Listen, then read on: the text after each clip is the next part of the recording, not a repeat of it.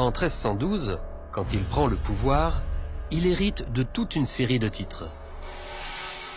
Roi des rois, Lion du Mali,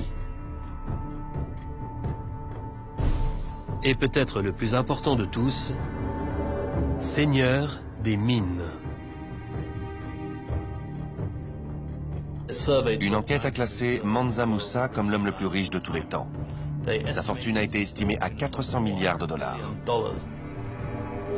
En comparaison, Bill Gates est arrivé 12e avec quelque chose comme un quart de la fortune de Musa.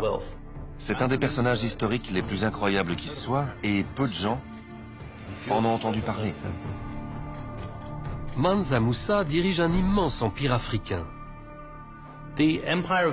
L'Empire du Mali possédait les plus grands gisements aurifères connus à cette époque. Tout l'or du royaume appartenait à Mansa Musa. Il l'utilisait comme bon lui semblait.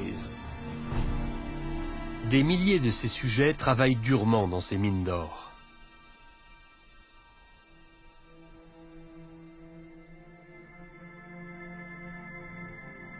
Le pouvoir dont jouissait Mansa Musa est difficile à imaginer de nos jours. Il avait le droit de vie et de mort sur tous les habitants de son empire. Durant les premières années de son règne, des rebelles et des bandits en maraude menacent ses richesses. Afin de les protéger, il règne par l'épée.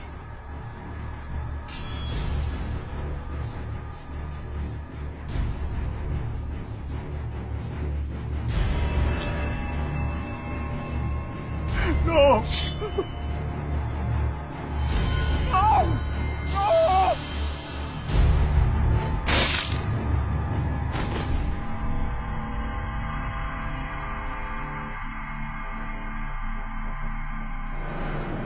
On n'arrive pas à la tête d'un empire en faisant du sentiment. Il n'y avait pas beaucoup de place pour le trouble dans l'Empire du Mali sous le règne de Mansa Musa.